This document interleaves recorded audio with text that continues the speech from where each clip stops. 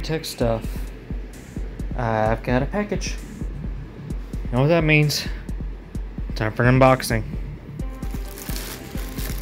So, my birthday was a little bit ago, and with it I got an Amazon gift card. With that Amazon gift card, I decided it was time to upgrade my mouse. Behold. This is the Corsair Ironclaw RGB. Not the highest end mouse, not the lowest end, kind of in the middle. I believe this thing was like $33 on Amazon. I probably have that price wrong, so I'll post the invoice whenever I get on editing this. This claims to be an FPS MOBA gaming mouse with Corsair's IQ RGB interface. Control freak, whatever that means. It's got pretty decent reviews. I compared it with different mice, like there was a couple MSI options, and I was actually looking at the Logitech Hero, but apparently the newer versions of those aren't as good as they used to be. So ultimately I settled on this one. Let's get it open and see what it comes with. Alright, so one of the things that sold me on it was the ergonomic design. It actually feels pretty nice. It's got the extra 2 buttons. There were some that had like 9 buttons on the side. I'm never going to use that. Switches feel pretty good. Wheels fairly quiet. It's actually got 2 buttons right here too. Don't know if I'll ever use those. Feels like moving around a conch shell almost. It's got this braided wire. It's pretty nice. Comes with a warranty guide. I have no idea what kind of warranty this thing has. It has a lot of small print. And it's got this little manual that tells you how to, I guess, set up everything and all that. It's supposed to have this special trackpad on the bottom. I think you can actually get weights to change that out. Didn't come with any though. Let's see, the back of the box says, let's see here, lightweight at 105 grams and shaped for palm grip. Come on, focus. Precision 18,000 DPI optical sensor, onboard profile stored in 7 programmable buttons. DPI was one of the things I looked at too. This one isn't on the highest spectrum, but it's definitely in the better spectrum. I'm just gonna compare this real quick to my other mice. Also, this is the first video I'm filming with my new phone. So far, it actually films pretty nice. Alright, so side-by-side comparison here. It's kind of hard to tell because they're not lit up, but yeah, obviously that's the Ironclaw. This is my main one that I've been using up until now. This is the CM Storm or Cooler Master. It was a part of a keyboard mouse combo I actually got for free from my old boss.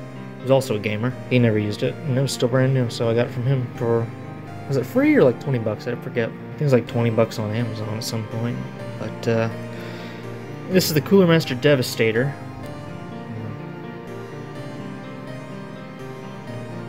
If I can find the specs on those, I'll post them. This is a good little mouse. It's not the most ergonomic. Palm kind of drags. It's kind of just plain shape. Got a couple of programmable buttons. I think it's got those 3 extra buttons there. But the mouse wheel is loud.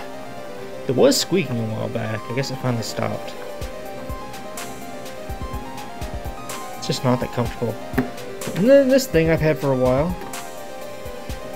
This is the Razer, not that Razer. This is like off-brand Razer. What was this? The Razer E Blue or 3 Lu. It's Chinese made. Oh, hang on. Sorry, camera's over here. This was actually a birthday or Christmas present from my sister. Claims to have 4LV DPI, whatever that means. It's wireless 2.5 GHz gaming mouse. Gaming.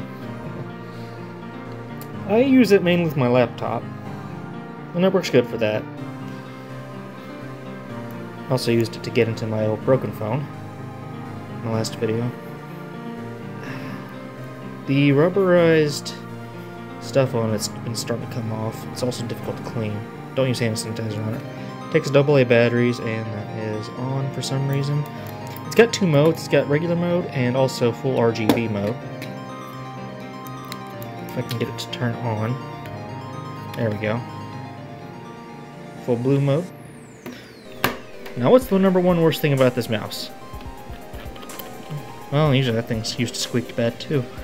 But it's like super loose wheel and it doesn't scroll right. You try to scroll down a little bit, then up a little bit, then down a little bit. It doesn't work. I usually have to drag stuff down and scroll it. It's also got these other two programmable buttons. I think that was like a $20 mouse too. But not one of the good ones. It serves its purpose as a mouse, but isn't great for gaming or really even web surfing. Point and click, that's all it really can do. If I can find a way to benchmark these, I will. And I'll probably do a 1 week review on these, just like I did with my phones. And we'll see. Yeah, that thing is pretty chunky. The number one worst thing I've seen in the reviews about the Ironclaw is the IQ software not wanting to work right. So we'll see how that does. I guess I'll go find that out. Alright, so I don't have the IQ software installed yet, but I just plugged it in and it works right off the bat. It is kind of doing its own automatic RGB cycle though, which could get annoying. Especially since I leave my rig on to mine overnight when I'm asleep. So that's gonna have to change. Also, I still have the old CM Storm keyboard. This will probably be the next thing to get upgraded. We'll see. Definitely need to get another desk. Where's the model number on this thing? This is also the Devastator. I guess this was just the Devastator combo. I'd like to get one with the custom keycaps though. If I can figure out how to do that. This one's nice, but sometimes it gets trash in it. Alright, I'm gonna see what happens when I install the software. Alright, I'm downloading IQ4 now, and that is a chunky file. 802 megabytes? Phew! This is downloading pretty fast. Alright, let's see how this works. Alright, I just finished installing IQ, and now I guess I will see what we got. It's set to default. Lighting effects. Let's see what lighting effects. Got it. Okay, I'm gonna make mine alternate between red and gray. I like that. Name, profile 1, and save. Okay.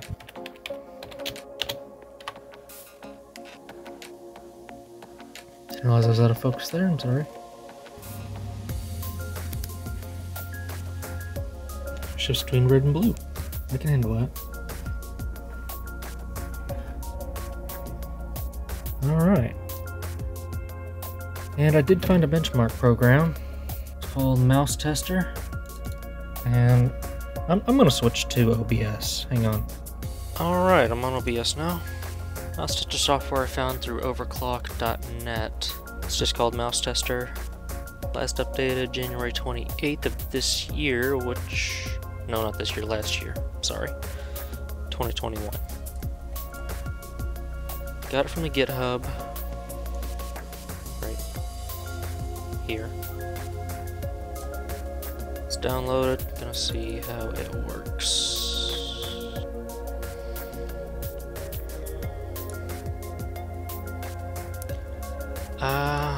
I'm having issues here. Alright, I'm apparently not a smart man. I downloaded the source files from instead of the release file because for some reason his latest release could only be put up on GitHub. So here it is. And I believe my DPI was what? Pull up IQ again. My DPI is set to 1500.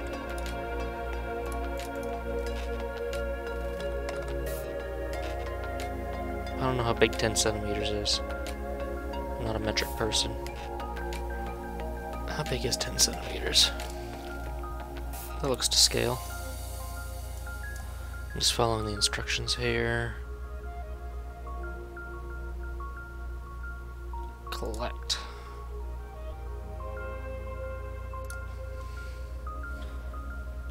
Okay. Alright. And I will compare these. I'm going to go ahead and go to the other two. Alright. Well, I just finished testing them all, but in order, from best to worst, as far as CPI or DPI go. As far as time versus X counts, the Ironclaw is the best of the three, and the most consistent, I guess. Let's get a few counts that are here and there, but the time is a lot smoother. I didn't go as crazy with it though. I forgot I'm still using my Devastator. And the wireless mouse did second best. Surprisingly. It's actually pretty solid. This is kind of all over the place. There's a lot of spots where it doesn't... It's intermittent. And this has overall been a good mouse. As long as it lasted me, but this one also kind of has mouse wheel issues. I'm not 100% on how to read these results, but based on CPI alone, honestly, I would say that the Ironclaw wins. And in terms of smoothness and the way it feels. And that was the main reason I bought it, was the ergonomics. But I'm gonna hold on to the Devastator. I might start using it as keyboard mouse, not keyboard mouse, but the laptop mouse. I don't know. I'll at least keep it as a backup. And that's gonna conclude this video. Thanks for watching. CB Tech stuff out.